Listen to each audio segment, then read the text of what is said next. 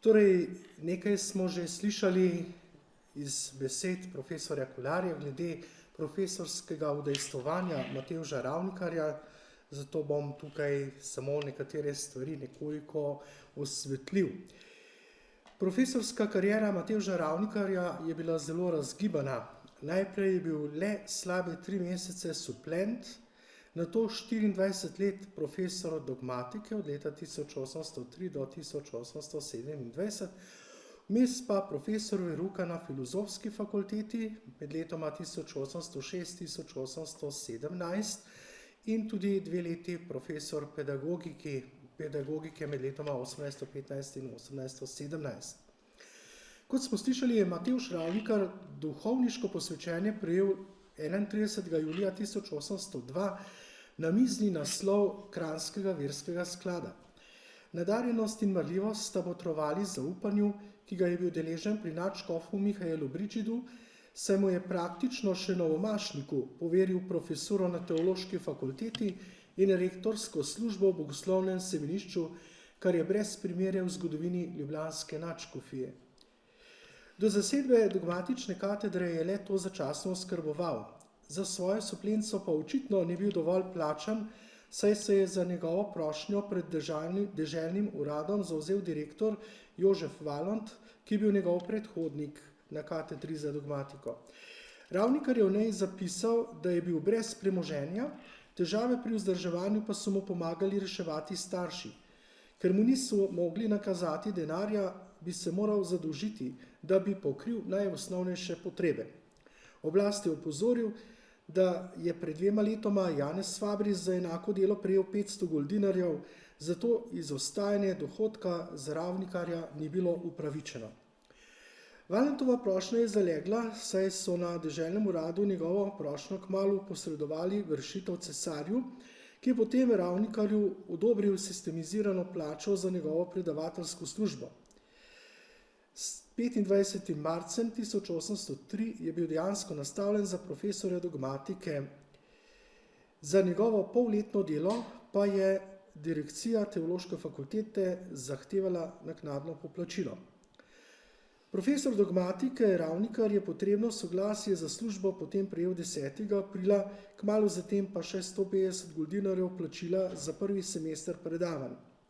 Ker ljubljanski profesori običajno niso bili člani stolnega kapitla oziroma redovniki, jim je cesar 1804. leta blagovolil podeliti začasen dodatek k letni plači iz verskega sklada v višini 100 goldinarjev. Jožef Valant, Matevž Ravnikar in Luka Burger so poslej prejemali letno plačo 500 goldinarjev iz študijskega in 100 goldinarjev iz verskega sklada.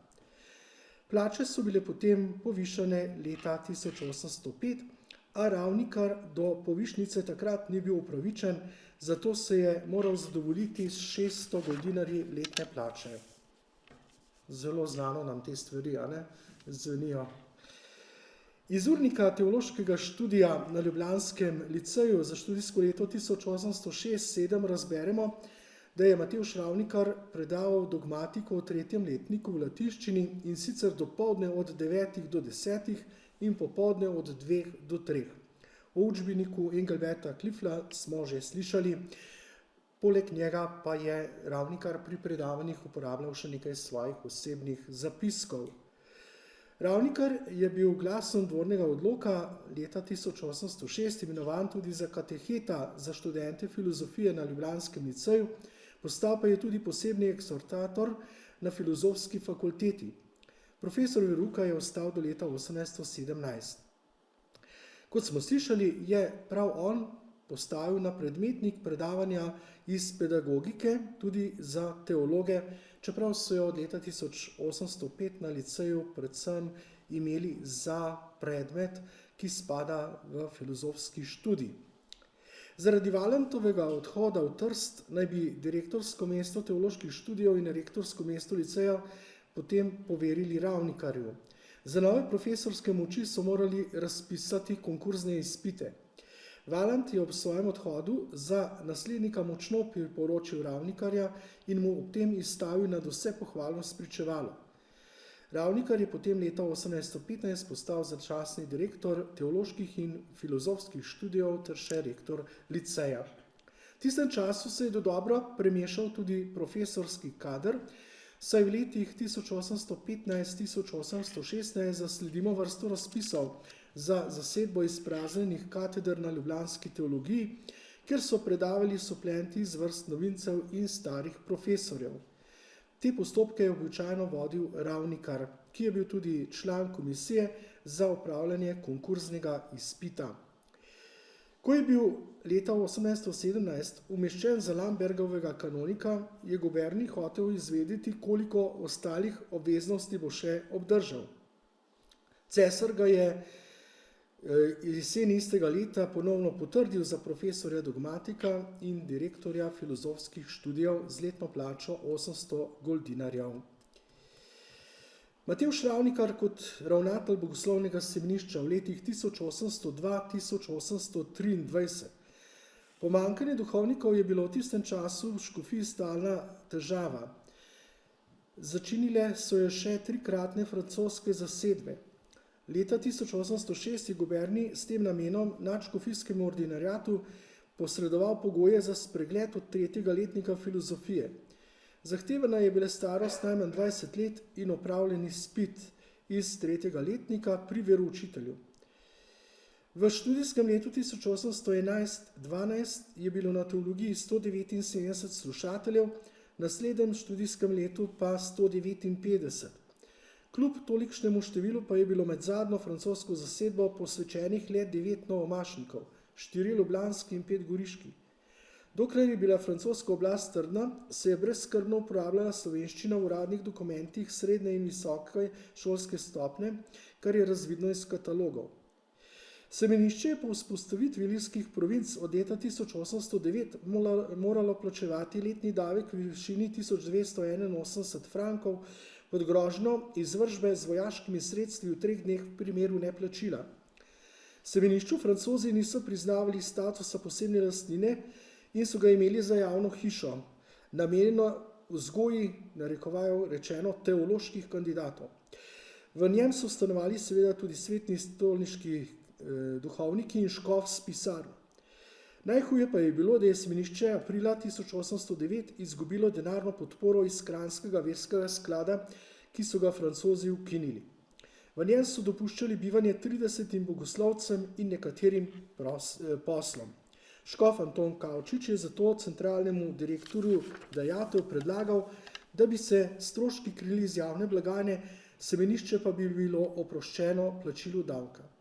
Nasploh je iz tega obdobja razvidno, da je o semeniščkih zadevah s francosko oblastjo komuniciral skorajda izključno škof Kavčič, zlasti kar se je tikalo nabora bogoslovcev za vojaško službo, kajti po francoski zakonodaji bogoslovci niso bili izvzeti iz vojaškega nabora. No in tukaj je škof Kavčič moral narediti kar precej enih korakov in vedno znova izpolnjevati francoske formularje in recimo tako tudi vemo, kako je bila leta 1812 sestavljena zasedba bogoslovcev. 11 v prvem letniku, 10 v drugem letniku, 10 v tretjem letniku in 19 v četrtem letniku. Kot že rečeno, iz ohranjene dokumentacije izhaja, da je s francosko oblastjo glede bogoslovcev in ostalih študentov teologije komuniciral škof sam, saj se Ravnikarjev ime v tej dokumentaciji ne pojavlja. Leta 1816 je bilo na teologiji 107 študentov, zasebnega pa ni bilo nobenega. Vendar pa je 2 leti pozneje začelo naglo upadati število prvoletnikov. Tudi iz vizitacijskega poročila škofa Avguština Grubarja Svetemu sedežu iz leta 1821 je mogoče razbrati, da je ljubljanska škofija trpela pomanjkanje duhovnikov. Nezasedenih je bilo 50 kaplanskih mest, 50 pa je bilo takrat tudi bogoslovcev, kajti njihovo število je predpisovala država. Ponovno so se vzdrževali s pomočjo štipendijskih skladov in sredstev Kranjskega verskega sklada. V Ravnikarjevem času so v ljubljanskem bogoslovju poleg profesorjev nastavljali tudi adjunkte. ki so bili študijski prefekti in profesorski pripravniki. V semenišču so imeli svetopisanske tečaje, prevzeli pa so tudi ponavljanje snovi. Prav tako so v tistem času svoje mesto v semenišču dobili spirituali, ki so zaradi svoje specifične vloge sodelovali v vzgojnem in duhovnem oblikovanju bogoslovcev. Med letoma 1816-1820 pa beležimo vrsto prošenj tako imenovanih eksternistov za sprejem med kler in med semeniščnike ljubljanske škofije. Med njimi je bil na primer Matija Čop. To vrstno povpraševanje je reševal ordinarjat, ki je izmed prosilcev izbral kandidate in jih potem posredoval ravnatelju Ravnikarju. Leta 1822 je bilo v Ljubljani 72 študentov teologije, od teh jih je imelo streho v semenišču 53, 19 eksternistov pa je dobivalo letno štipendijo v znesku 80 goldinarjev. Eksternisti seveda niso bili idealna rešitev, marveč kompromis, saj so semenišča imela določeno število bogoslovcev. Leta 1825 je cesar določil, da so eksternisti smeli bivati zunaj semenišč le prvi 2 leti, pa še to po vnaprejšnjem soglasju ordinarjata in gubernija. So pa eksternisti še dolgo potem ostali stvarnost in preglavica za ljubljanskega škofa. Ravnikar je bil kot ravnatelj primoran skrbeti tudi za semeniško stavbo. En primer. Škofijski konzistorij je 1816. leta guberniju predložil predlog za popravilo semeniške zgradbe, ki ga je pripravila gradbena inšpekcija. Stroški naj bi dosegli 6094 goldinarjev. Gradbena inšpekcija je nato zahtevala, naj se stroški zmanjšajo. Predlagali so najcenejšo izvedbo del. Gradbena inšpekcija je nato 10. junija 1817 semeniškemu vodstvu predložila predlog potrebnih popravil in zahtevala predložitev predračunov. Tudi to zveni dokaj znano. Matevž Ravnikar, Lambergov kanonik, 1817-1827. Ustanavljanje zasebnih kanonikatov je šlo v korak z gradnjo nove stolnice, ki je njihovi ustanovitvi po prizadevanju stolnega dekana Antona Dolničarja dala očiten polet. 6 zasebnih kanonikatov je bilo ustanovljenih v letih 1704 do 1867. Kanoniki zasebnih kanonikatov so bili s cesarskimi v časteh, dolžnostih in pravicah v vsem izenačeni moči cesarskega odloka iz leta 1727.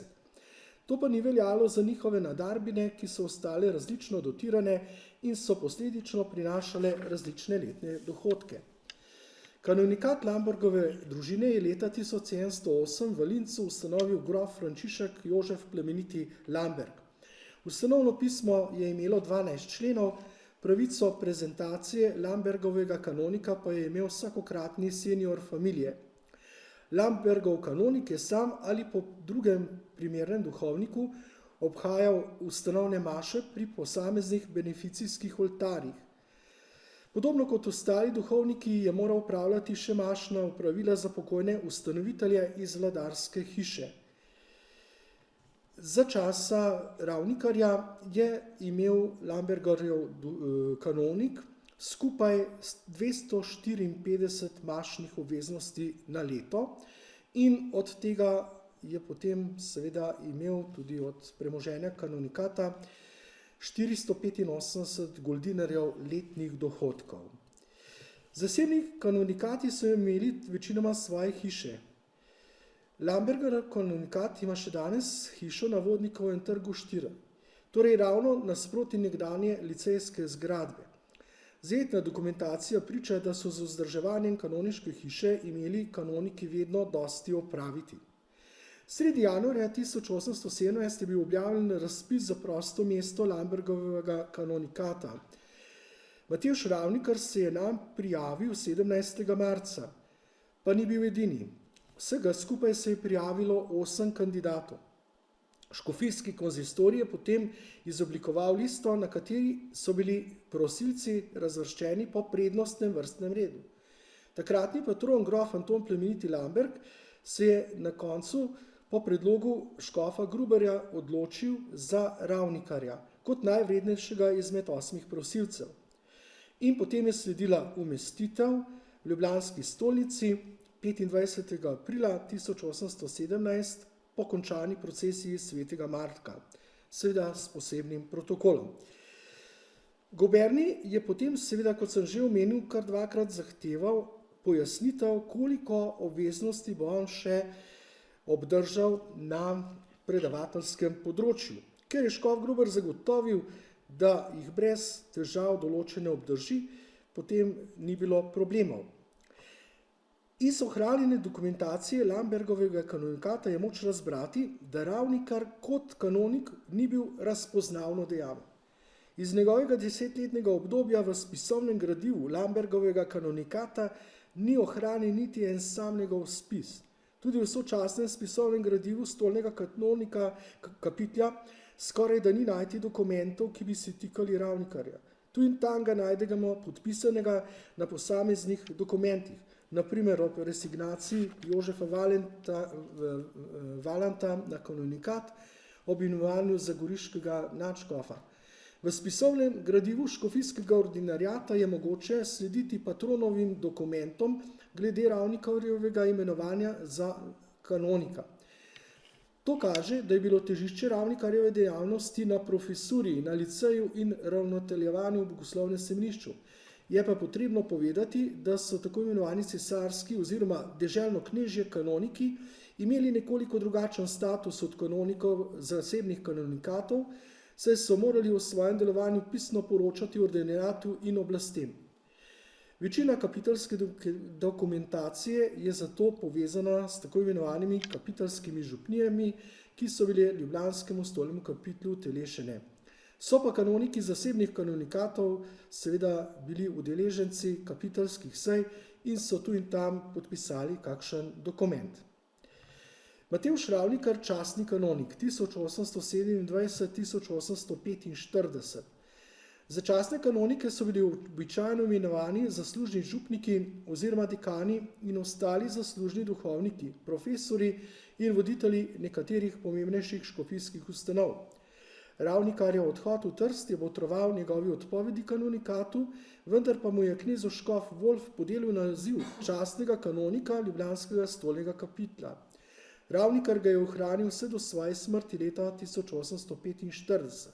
To je bila izjema, saj so običajno posamezni častni kanoniki postali cesarski ali zasebni kanoniki in ne obratno, kot se je zgodilo v Ravnikarjevem primeru.